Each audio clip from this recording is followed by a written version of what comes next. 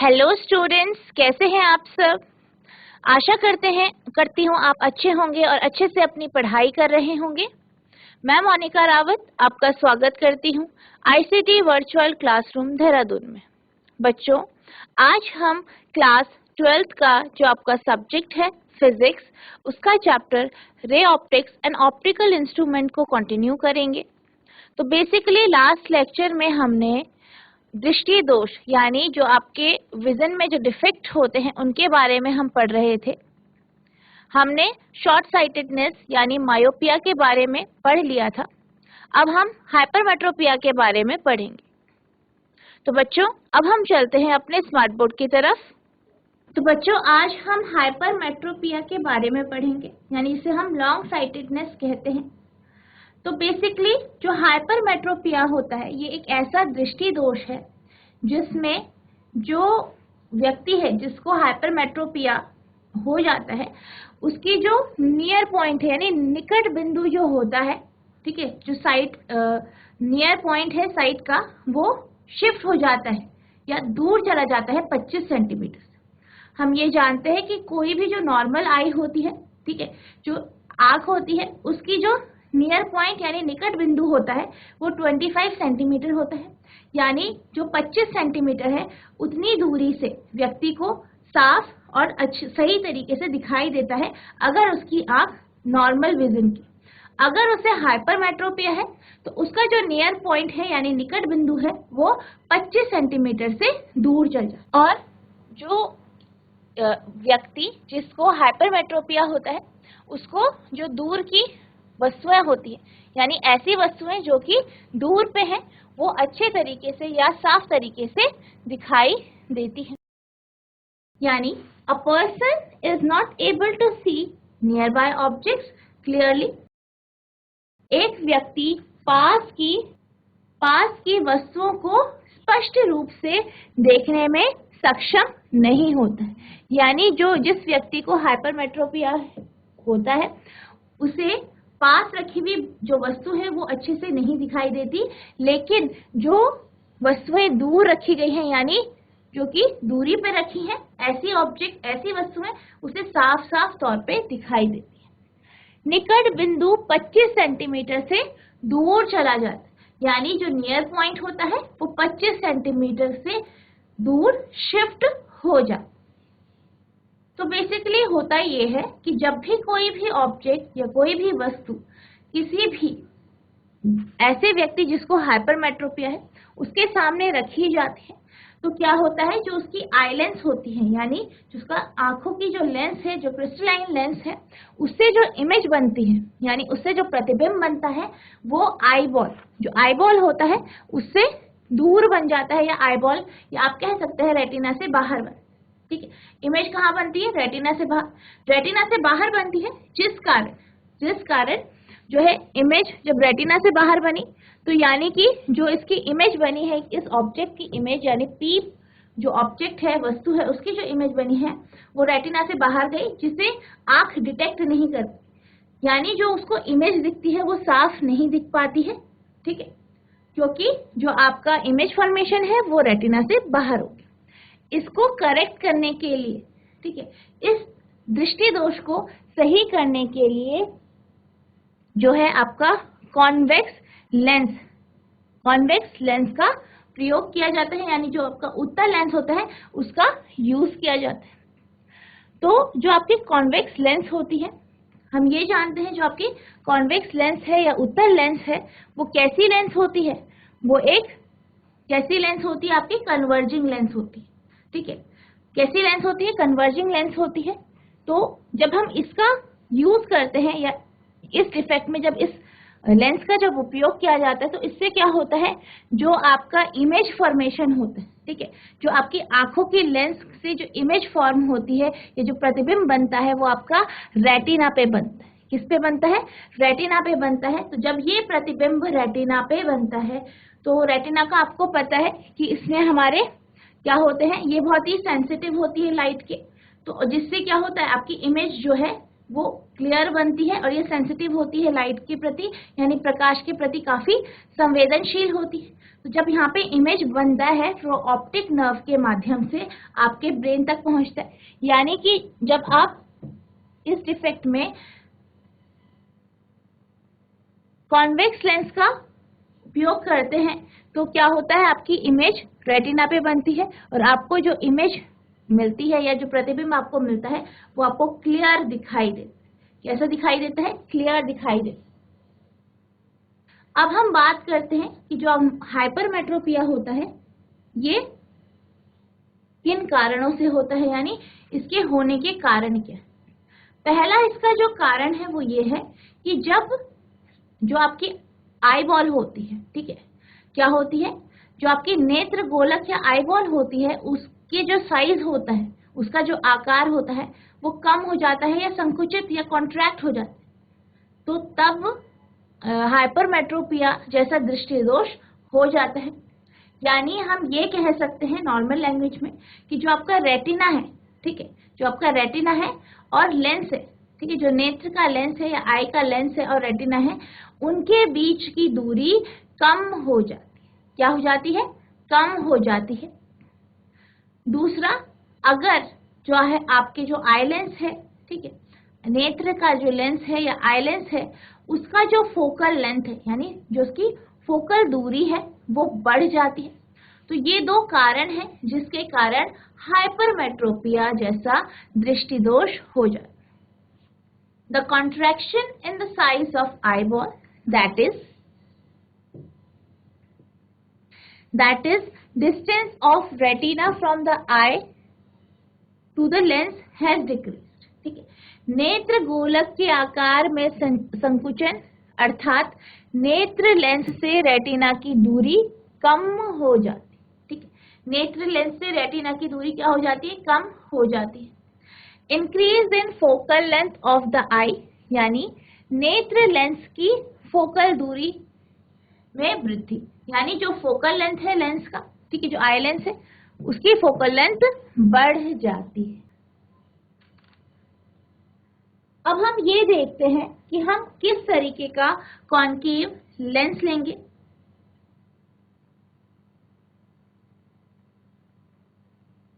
किस तरीके के जो आपका जो कॉन्वेक्स लेंस है, ठीक है, कॉन्वेक्स लेंस है, यानी जो आपका उत्तल लेंस है, किस तरीके का कॉन्वेक्स लेंस हम उपयोग करेंगे या कैसा हम कॉन्वेक्स लेंस यूज करेंगे, ये हम देखेंगे कि उसकी फोकल लेंथ कैसी होगी, किस तरीके का हमें इसमें कॉन्वेक्स लेंस यूज करना चाहिए।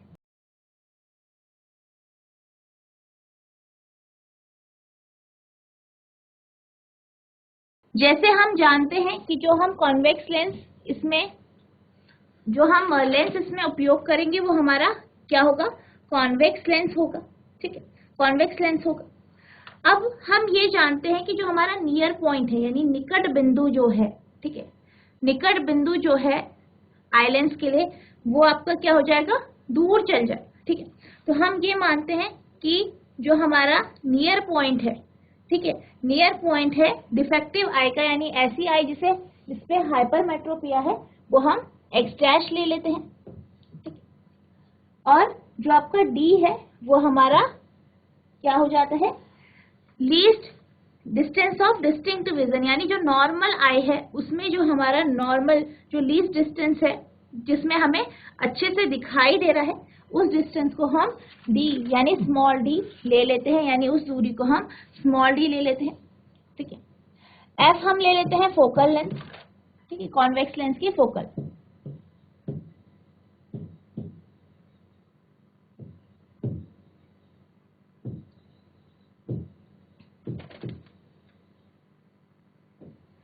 आपका एक्स डैश हो गया डिस्टेंस ऑफ नियर पॉइंट, यानी जो निकट दूरी है वो,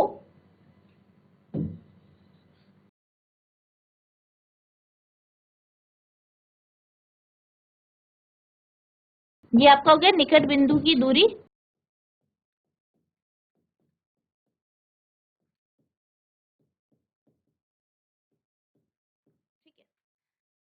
बी हो गया आपका एक्स डैश जो है वो आपका क्या होगा? Distance of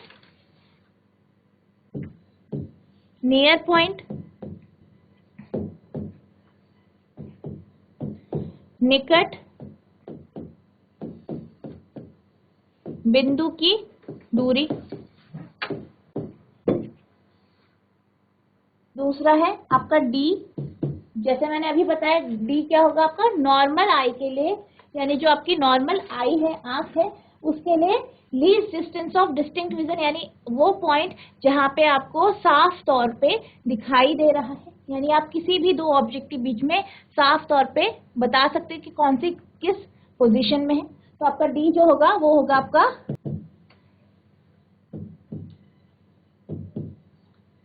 distance of distinct vision.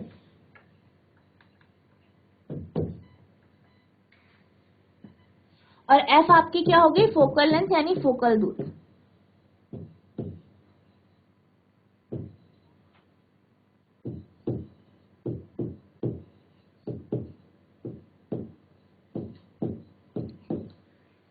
ठीक है, किसकी फोकल दूरी, आपकी कॉन्वेक्स लेंस।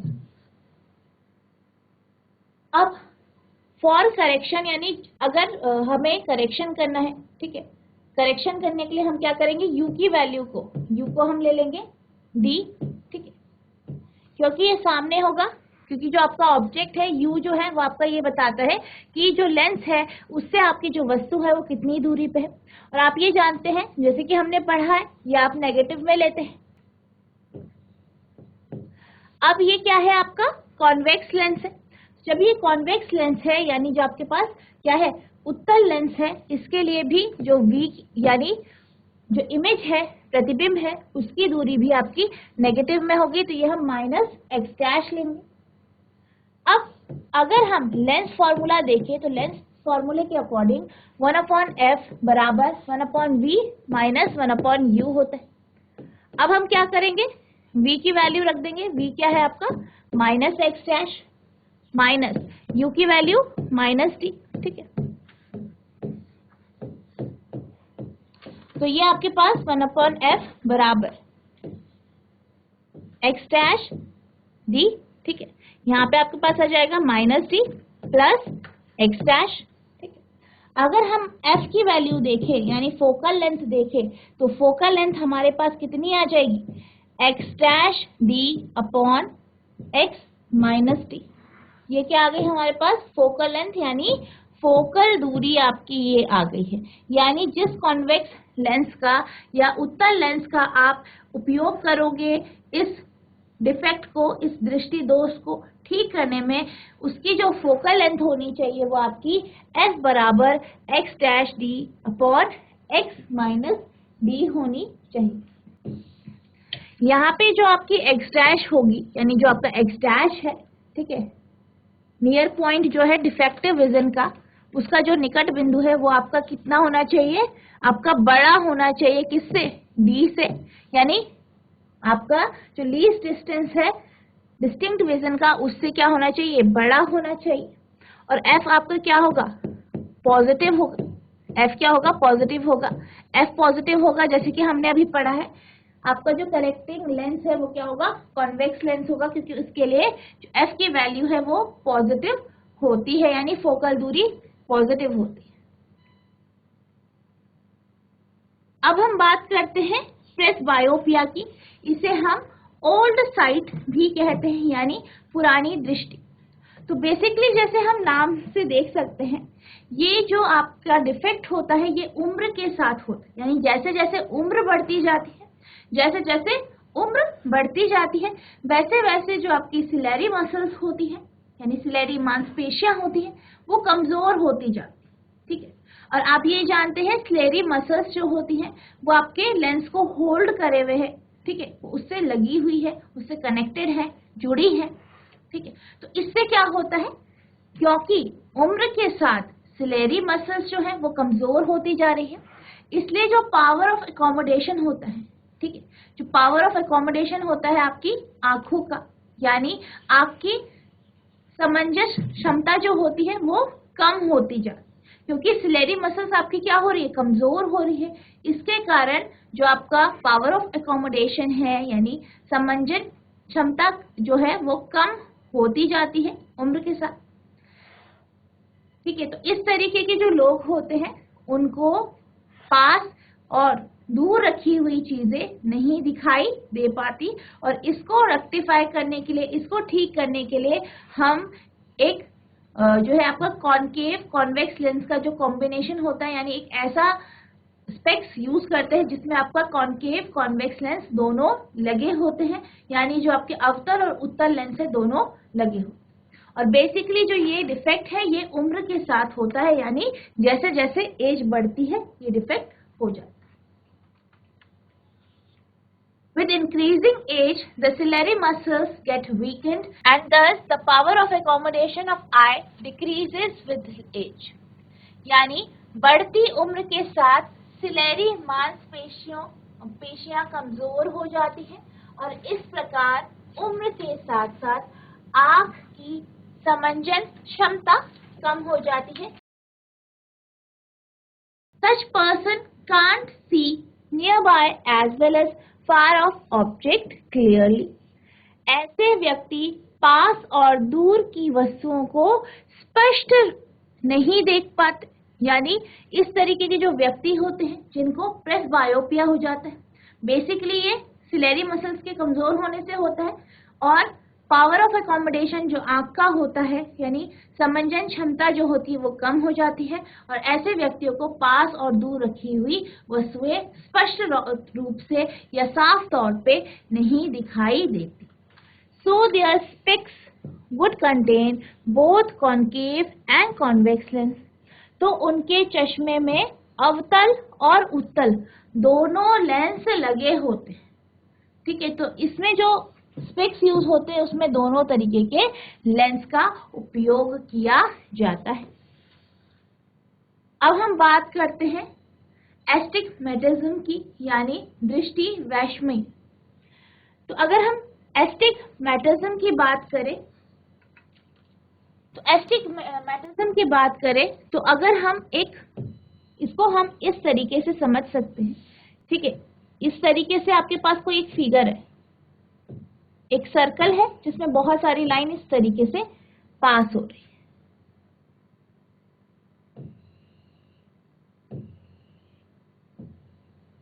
ठीक है, इस तरीके से पास हो रही है, ये आपके पास एक फिगर है। ठीक है, तो जो नॉर्मल आई वाला इंसान होता है यानी ऐसा इंसान जिसकी आंखों में किसी भी तरीके का कोई डिफेक्ट नहीं है, जिसकी नॉर्मल आईज है, उसको ये सारी जो लाइंस हैं इसमें वो एक जैसी दिखाई दे। कैसे दिखाई देंगी? सारी की सारी लाइनें जो ये फिगर इस फिगर में है उसे वो एक जैसी दिखाई देंगी, यानी सबका कलर उसको एक ही इंटेंसिटी का दिखाई देगा। अगर ऐसा व्यक्ति जिसको एस्टिग्मेटिज्म है वो इस फिगर को देखेगा तो उसे क्या होगा, इसकी जितनी भी आपको यहाँ पे लाइनें दिखाई दे रही हैं वो उसे अलग अलग इंटेंसिटी की दिखाई देंगी, यानी हर एक जो लाइन है, रेखा है, उसकी जो इंटेंसिटी है, उसकी जो तीव्रता है, उसके कलर की जो इंटेंसिटी है वो उसको अलग अलग दिखाई दे। तो इस तरीके का जो डिफेक्ट होता है इसको हम एस्टिग्मेटिज्म कहते हैं। ठीक है, यानी कि an eye which cannot focus on both horizontal and vertical lines simultaneously is suffering from defect called astigmatism। यानी एक आंख जो एक साथ क्षैतिज और ऊर्ध्वाधर यानी जो आपका क्या होता है वर्टिकल दोनों रेखाओं पर ध्यान केंद्रित नहीं कर सकते हैं, ऐसे लोग दृष्टि वैषम्य नामक दोष से पीड़ित होते हैं। यानी ऐसे लोग जिन्हें हॉरिजॉन्टल यानी जो आपकी खड़ी रेखाएं हैं और जो आपकी पड़ी हुई रेखाएं, ठीक है, ये दोनों जो प्रकार की रेखाएं हैं इन दोनों रेखाओं पर वो फोकस नहीं कर पाते, ऐसे लोगों को आपकी दृष्टि वैषम्य या एस्टिग्मेटिज्म नाम का जो डिफेक्ट है वो होता है। Astigmatism for such an eye, horizontal part of the object will not be visible clearly as well as vertical। तो उन्हें खड़ी हुई रेखाएं, पड़ी हुई रेखाएं या हॉरिजॉन्टल और वर्टिकल जो रेखाएं हैं ये उनको साफ तौर पे नहीं दिखाई देती हैं। This arises when cornea of I has different curvature in different direction. ये बेसिकली होता क्यों है? क्योंकि जब कॉर्निया जो है, जो हमारी क्या होती है, कॉर्निया जो होती है आई के ऊपर, आपने देखा होगा आई लेंस के ऊपर होती है, जिससे क्या होता है आपका रिफ्रैक्शन होता है यानी अपवर्तन होता है। तो जो वो कॉर्निया है उसकी अलग अलग कर्वेचर हो जाता है, उसके क्या हो जाते हैं, अलग अलग आपका कर्वेचर होता है अलग अलग डायरेक्शन में। इस कारण हमें इस तरीके से हम, या जो व्यक्ति जिसे एस्टिग्मेटिज्म है वो इसी कारण जो आपकी हॉरिजॉन्टल और वर्टिकल लाइंस हैं उन्हें वो क्लियरली डिस्टिंग्विश नहीं कर पाते, या जैसे मैंने आपको बताया ये जो फिगर है इसमें जो लाइंस हैं उन्हें अलग अलग इंटेंसिटी की दिखाई देती है, जबकि इनका जो कलर रहता है वो सेम है। This can be corrected by using glasses with cylindrical lens. तो इस तरीके का जो आपका डिफेक्ट होता है, इस तरीके का जो आपका दृष्टि दोष है, उसको सिलेंड्रिकल लेंस यानी बेलनाकार लेंस के माध्यम से सही किया जाता है यानी करेक्ट किया जाता है। तो आप यहाँ पे देख सकते हैं ये हमारे पास क्या है, एक आई है जिसपे क्या है आपका डिफेक्ट है एस्टिग्मेटिज्म, ठीक है। तो यहाँ पे आपको ये ऑब्जेक्ट दे रखा है, ठीक है, जिसमें आपके पास हॉरिजॉन्टल और वर्टिकल लाइंस है, यानी ऐसी रेखाएं हैं जो कि खड़ी भी है, आपको दिखाई दे रही होंगी, और पड़ी भी है, यानी आपकी दोनों तरीके की रेखाएं। जब इसकी इमेज बनती है, ठीक है, रेटिना पे जब बनती है तो जो इमेज बनती है वो क्लियर नहीं बन पाती, यानी साफ तौर पे ऐसे ऑब्जेक्ट की इमेज नहीं बन पाती। तो इसको रेक्टिफाई करने के लिए, इसको करेक्ट करने के लिए, इसको सही करने के लिए सिलेंड्रिकल लेंस यानी बेलनाकार लेंस का उपयोग किया जाता है। तो जब जो आपकी ये ऑब्जेक्ट है, वस्तु है, इससे जो रेखा, जो लाइंस है, रे ऑफ लाइंस, जो आपकी प्रकाश की जो किरणें हैं, ठीक है, जो लाइट की क्या है किरणें हैं, वो जब इस सिलेंड्रिकल लेंस से पास होती है तो क्या होता है, ये इस डिफेक्ट को करेक्ट कर देती है, सही कर देती है, और जो रेटिना पे इमेज बनती है वो आपका जो ऑब्जेक्ट है उसकी प्रॉपर या साफ तौर पे आपको वो जो ऑब्जेक्ट है वो दिखाई देता है, या उसकी जो इमेज बनती है, प्रतिबिंब बनता है, वो बिल्कुल वैसा ही बनता है जैसे कि वो ऑब्जेक्ट। इस तरीके से सिलेंड्रिकल लेंस का उपयोग करके हम इस तरीके की जो डिफेक्ट है उसको हम करेक्ट कर सकते हैं।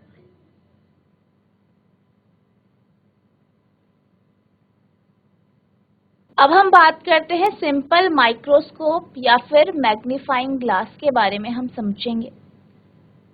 तो जो आपका सिंपल माइक्रोस्कोप होता है, यानी जो आपका क्या होता है साधारण सूक्ष्मदर्शी होता है, ठीक है, मैग्नीफाइंग ग्लास भी होता है, ये क्या होता है आपका एक मैग्नीफाइंग ग्लास भी हम इसे बोलते हैं, ठीक है, जो आपका सिंपल माइक्रोस्कोप होता है। हम इसके बारे में समझेंगे कि ये होता क्या है, ठीक है। तो जो आपका सिंपल माइक्रोस्कोप होता है, ठीक है, क्या होता है, जो आपका सिंपल साधारण सूक्ष्मदर्शी जो होता है उस पे एक मैग्नीफाइंग ग्लास होती है, यानी एक ऐसा कांच होता है जो कि आवर्धक का काम करता है, यानी मैग्निफिकेशन, यानी जो भी वस्तु उसके पास रखी जाएगी उसकी जो आपको इमेज मिलेगी यानी प्रतिबिंब मिलेगा वो आपको काफी बड़ा प्रतिबिंब। और ये क्या है, ये आपका एक ऑप्टिकल डिवाइस यानी ऑप्टिकल उपकरण है जिसका हम किसी भी छोटी छोटी जो वस्तुएं होती हैं उनको बड़ा देखने के लिए या उनको अच्छे से या क्लियरली हम देखें, इसलिए हम इसका उपयोग करते हैं। तो a simple microscope or a magnifying glass is an optical device used to obtain magnification of small object for better clarity of vision। यानी एक साधारण सूक्ष्मदर्शी या आवर्धक कांच एक ऑप्टिकल उपकरण है जिसका उपयोग दृष्टि की बेहतर स्पष्टता के लिए छोटी वस्तु का आवर्धन प्राप्त करने के लिए किया जाता है। जैसे कि कोई भी लिखा हुआ है, कुछ भी लिख रखा है, बहुत छोटा छोटा लिखा है, आपको दिखाई नहीं दे रहा है या आपको बहुत ज्यादा स्ट्रेस हो रहा है उस चीज को देखने में, तो हम इसलिए सिंपल माइक्रोस्कोप या साधारण सूक्ष्मदर्शी का उपयोग करते हैं, जिससे हमें क्या होता है, ये जो छोटी छोटी लिखी हुई वस्तुएं हैं, जो भी वस्तुएं हैं, जो भी लिख रखा है, वो आपको अच्छा और क्लियर और साफ दिखाई देता है। तो जो आपका इसमें कॉन्वेक्स, इसमें किसका यूज किया जाता है, कॉन्वेक्स लेंस का यूज किया जाता है, यानी उत्तल लेंस का इसमें प्रयोग किया जाता है, जिसकी जो फोकल लेंथ होती है यानी फोकल दूरी होती है वो छोटी होती है, यानी शॉर्ट होती है। कैसी होती है, शॉर्ट। इसकी क्या होती है, फोकल लेंथ होती है, जो कि एक लेंस होल्डर पे आपका लगाया जाता है, कॉन्वेक्स लेंस। इससे आपको किसी भी ऑब्जेक्ट का एक बड़ी इमेज मिलती है, जो कि एक वर्चुअल यानी आभासी प्रतिबिंब होता है। और बेसिकली इसका उपयोग, जैसे कि मैंने आपको बताया, छोटे लेटर्स या फिगर्स के लिए किया जाता है, या फिर जो आपका वॉच मेकर होते हैं, यानी ऐसे लोग जो घड़ियों को ठीक करते हैं, वो भी इनका उपयोग करते हैं। It is a convex lens of short focal length mounted in a lens holder to obtain magnification. It is placed at a same small distance from the object and virtual images form. यह कम focus दूरी का एक उत्तल lens होता है, जो एक lens holder में लगा होता है। To obtain magnification, it is placed at a small distance from the object and virtual images form. आवर्धन प्राप्त करने के लिए इसे वस्तु से थोड़ी दूरी पर रखा जाता है और आभासी प्रतिबिंब बनाता है। यानी इस जो ये आपका सिंपल माइक्रोस्कोप है, ये एक आपकी जो है आभासी प्रतिबिंब बनाता है, यानी वर्चुअल ऑब्जेक्ट या वर्चुअल आपकी जो इमेज है वो बनाता है। अब हम बात करते हैं, जैसे कि हमने बात करी कि हम इस जो आपका ये माइक्रोस्कोप होता है, सूक्ष्मदर्शी होता है, इसमें हम एक कॉन्वेक्स लेंस, ठीक है, जो आपका कॉन्वेक्स लेंस होता है यानी उत्तल लेंस होता है, उसका उपयोग करते हैं। तो अब हम बात करते हैं कि हम इस जो आपका ये माइक्रोस्कोप होता है, इसके लिए हम इसके जो मैग्निफिकेशन है यानी आवर्धन है, इसका फॉर्मूला हम किस तरीके से डिराइव करेंगे। तो बेसिकली आप यहाँ पे फिगर में देख सकते हो, ये आपके पास क्या है, एक कॉन्वेक्स लेंस है यानी उत्तल लेंस है, ठीक है। इसके जैसे कि अभी हमने बात करी, जो आपको ऑब्जेक्ट देखना है, जिसका मैग्निफिकेशन करना है, वो आप इसके पास में रखेंगे, ठीक है। हमने यहाँ पे इसको इस तरीके से रखा है। ये आपके पास कौन सा ऑब्जेक्ट है, ए बी ऑब्जेक्ट है, जो कि लेंस से यू दूरी पे है। कितनी दूरी पे है, यू दूरी पे हमने रखा है, ठीक है। इससे बहुत सारी प्रकाश की किरणें निकलेंगी यानी रे ऑफ लाइट निकलेंगी। एक जो होगी वो आपकी प्रिंसिपल एक्सिस यानी प्रिंसिपल अक्ष के पैरेलल समानांतर होगी, और दूसरी हमने ली है जो कि आपके सेंटर ऑफ कर्वेचर से पास होगी, ठीक है, जो आपकी जो है यहाँ ऑप्टिकल सेंटर से पास होगी। कहाँ से पास होगी, ऑप्टिकल सेंटर से पास होगी। और एक हमने ली है जो कि आपकी जो आपका प्रिंसिपल एक्सिस है, प्रधान अक्ष है, उसके पैरेलल होगी, और ये आपकी कहाँ से पास होगी, आपकी फोकस से पास होगी यानी एफ से पास। अब हम क्या करते हैं, हमें ये इसमें जो इमेज मिलेगी वो एक वर्चुअल मिलेगी, और जो आपकी जो इमेज बनेगी वो आपकी उसी साइड में बनेगी जिस साइड में आपने ऑब्जेक्ट यानी वस्तु को रखा है। अगर हम इस लाइन को आगे की तरफ एक्सटेंड करें तो आप ये देख सकते हैं कि ये दोनों जो लाइंस हैं, रेखाएं हैं, जो हमने किरणें ली हैं, ये क्या हो रही है, एक दूसरे से दूर जा रही। अब हम क्या करेंगे, इसको पीछे को क्या करेंगे, बढ़ा देंगे। जब हम इसे बढ़ाएंगे तो ये एक पॉइंट पे मिलेगी, जो कि आपका पॉइंट होगा ए डैश, ठीक है, ए डैश पॉइंट पे मिलेगी। तो यहाँ पे आपको इस ऑब्जेक्ट की, इस वस्तु की, ए बी ऑब्जेक्ट की जो इमेज है वो मिलेगी, जिसे हम ए डैश बी डैश मान लेते, ठीक है। तो आपको एक इमेज मिलेगी इसी ऑब्जेक्ट की, जो कि मैग्नीफाइड इमेज होगी, ठीक है, और किस साइड में होगी, आपके जिस साइड में आपने ऑब्जेक्ट को रखा है उसी साइड। इसकी दूरी, इस इमेज की, इस प्रतिबिंब की दूरी लेंस से हम v ले लेते हैं, ठीक है, v ले लेते हैं। तो ये आपका यहाँ पे v आ जाए, और आप ये जानते हैं कि ये लेंस के क्या है, लेफ्ट साइड में है, तो ये दोनों आपके नेगेटिव में होंगे, यानी जो आपका u की वैल्यू होगी और v की वैल्यू होगी दोनों आपकी नेगेटिव में आएगी। ठीक है, अब हम ये मान लेते हैं कि जो आपका, हम यहाँ पे एक और लाइन खींच देते हैं, जो कि ये जो लाइन है आपकी, जो आपकी क्या है लाइन, ये आपकी लाइन है जो हमने पॉइंट ए से ली है, इसको हम पीछे एक्सटेंड कर देते हैं, जो कि पैरेलल होगी, समानांतर होगी आपकी प्रिंसिपल एक्सिस, यानी जो आपका प्रधान अक्ष है उसके। इस पॉइंट को, ये यहाँ पे आपका इमेज जो है, प्रतिबिंब जो है यहाँ पे मिल रही है, इस पॉइंट को हम A1 क्या मान लेते हैं, A1 मान लेते हैं। ठीक है, इसे हम A1 मान। अब जो ये आपकी हमने लाइंस ली हैं, जो हमने प्रकाश की किरणें ली हैं, तो आपकी जो, ठीक है, जो आपकी ये है, आपके ऑप्टिकल सेंटर से जो किरण जा रही है, ठीक है, जो आपका पॉइंट सी है, इससे जो जा रही है, इस एंगल को हम ले लेते हैं, आपका हो जाएगा ये एंगल बीटा। और जो दूसरी लाइन है, हम इस पॉइंट ए से इस ऑप्टिकल सेंटर को इस तरीके से मिला देते हैं, तो यहाँ पे जो एंगल बनेगा वो आपका अल्फा एंगल बन जाए। ठीक है, इसे हम अल्फा एंगल मान। ठीक, अब हम सबसे पहले ये समझते हैं कि जैसे कि हमने अभी यहाँ पे इसका फिगर देखा, हमने ये देखा फिगर आपका किसका है, ये आपका माइक्रोस्कोप का है, सिंपल माइक्रोस्कोप यानी साधारण सूक्ष्मदर्शी। तो इसमें हम क्या करते हैं, हम किसी भी जो भी ऑब्जेक्ट है, जो भी वस्तु है, उसकी हमें जो है मैग्नीफाइड इमेज मिलती है, यानी उसका मैग्निफिकेशन मिलता है हमें, किसी भी ऑब्जेक्ट का उसका आवर्धन मिलता है। तो मैग्नीफाइंग पावर क्या होती है किसी भी ऑप्टिकल इंस्ट्रूमेंट की, पहले हम ये समझ लेते हैं, इसके बाद हम इसके लिए क्या करेंगे, फॉर्मूला डिराइव करेंगे।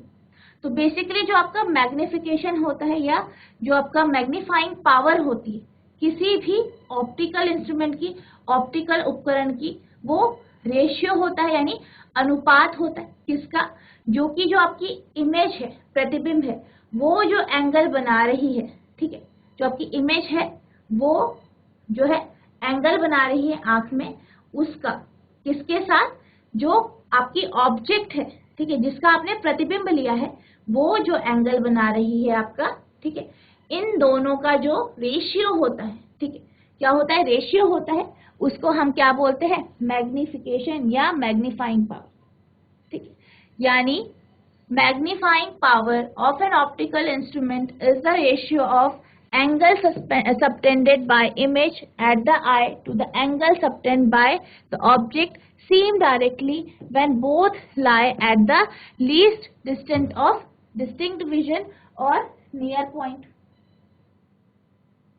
यानी एक प्रकाशीय उपकरण की आवर्धन शक्ति, ठीक है, मैग्नीफाइंग पावर आंख पर प्रतिबिंब द्वारा आंतरिक कोण का अनुपात जब दोनों स्पष्ट दृष्टि या निकट बिंदु की न्यूनतम दूरी पर होता है, तो प्रत्यक्ष रूप से दिखाई देने वाली वस्तु द्वारा अंतरित कोण का अनुपात होता है।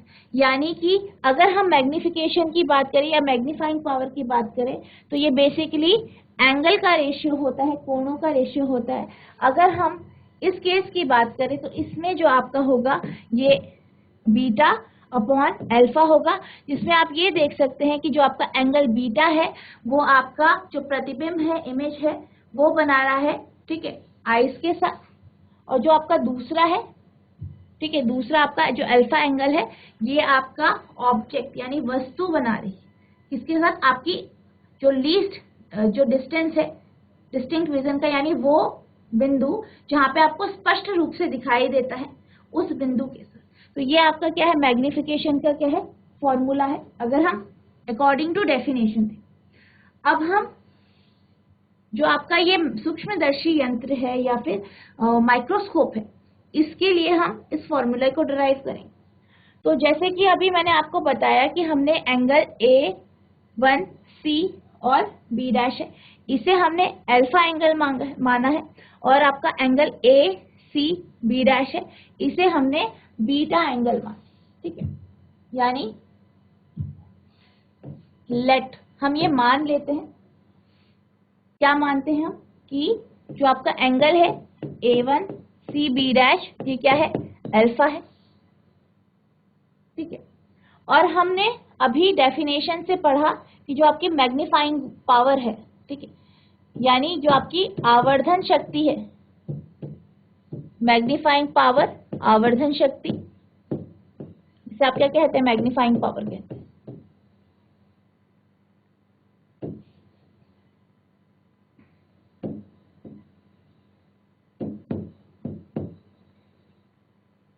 ये आपकी किसके बराबर है, इसको हम, ये हमारी m है और m बराबर आपका बीटा अपॉन अल्फा है, जैसे कि अभी हमने फॉर्मूले में देखा, ठीक है। इसे हम पहला समीकरण मान लेते हैं, यानी फर्स्ट इक्वेशन।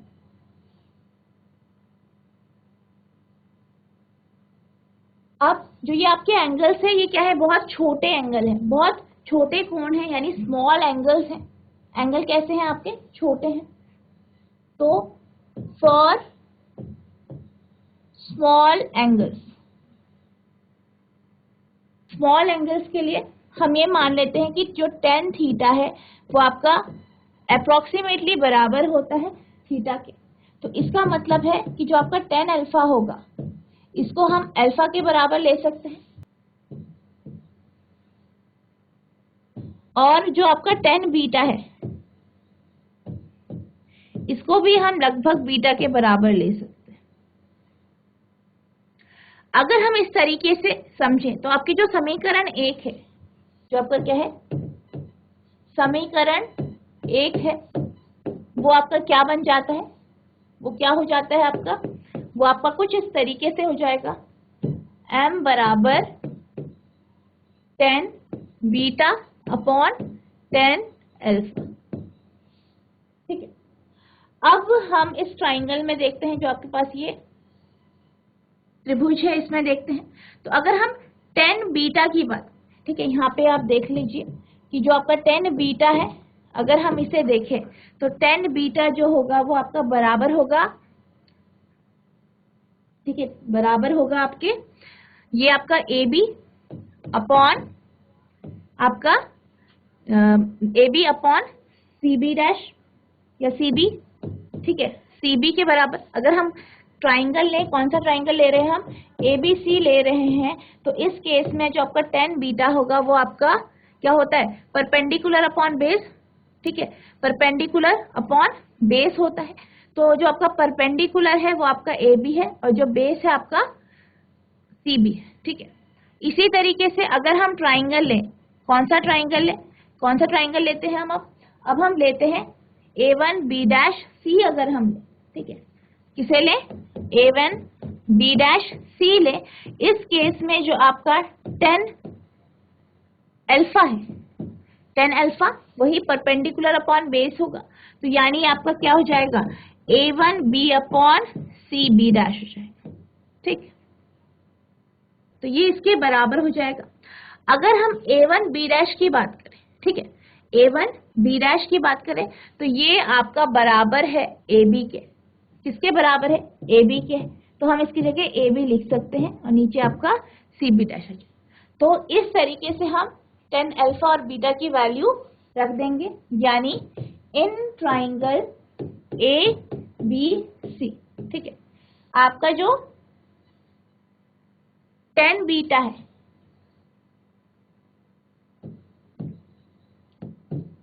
tan बीटा है वो बराबर आ गया आपका AB अपॉन CB के। इसी तरीके से in triangle A1 B dash C के अगर हम ये लें, तो जो आपका tan अल्फा है वो बराबर हो जाएगा A1 B upon CB dash के, जैसे अभी हमने देखा, और A1 B जो है आपका AB के बराबर है अपॉन CB डैश। अब हम इन दोनों वैल्यू को, जिसे हम तीसरा और चौथा समीकरण ले लेते हैं, इसको जो आपका ये मैग्निफिकेशन का फॉर्मूला है इसमें रख देंगे। तो हमारे पास m की वैल्यू जो आएगी वो आएगी A B upon C B और टेन अल्फा आपका हो जाएगा, ठीक है, ए बी और यहाँ पे आपका सी बी डैश हो जाएगा। ए बी से A B cancel, magnification C B dash upon C B आ गया, ठीक है, C B dash upon C B आ गया। अब हम सी बी डैश और सी बी की वैल्यू रखेंगे, तो जो सी बी डैश और सी बी की वैल्यू है आपकी, आप यहाँ देख सकते हैं सी बी यू है, सी बी डैश वी है और दोनों नेगेटिव में होंगे। तो यानी जो आपके पास m की वैल्यू आएगी वो आएगी माइनस वी और अपॉन माइनस यू, या आप कह सकते हैं m बराबर v अपॉन u आपके पास आ जाएगा। ये इक्वेशन हमारी 5 यानी समीकरण 5 बन गया। तो बच्चों मैं आशा करती हूँ जो मैंने आज आपको दृष्टि दोष के बारे में पढ़ाया, ठीक है, जो दोषों के हमने जो दोष हमारे बचे थे वो हमने देखे, हाइपरमेट्रोपिया देखा, एस्टिग्मेटिज्म देखा, प्रेसबायोपिया देखा, तो मुझे आशा है कि वो आपको अच्छे से समझ में आ गए होंगे। आगे हमने जो आपका माइक्रोस्कोप होता है, सिंपल माइक्रोस्कोप यानी साधारण सूक्ष्मदर्शी, उसके बारे में देखा, उसके बारे में समझा और उसका मैग्निफिकेशन का फॉर्मूला हमने डिराइव किया। मुझे आशा है कि ये आपको समझ में आ गया होगा। इसके आगे का जो डेरिवेशन है उसे हम नेक्स्ट लेक्चर में कंटिन्यू करेंगे। और आपको क्या करना है, जो आपके इस टॉपिक से रिलेटेड जो क्वेश्चंस है उनको ट्राई करने हैं, उनको करने की कोशिश करनी है। आई होप जो है आप उनको कर पाएंगे। तो बच्चों आज के लिए बस इतना ही, मिलते हैं आप नेक्स्ट सेक्शन में। तब तक के लिए thank you and have a nice day.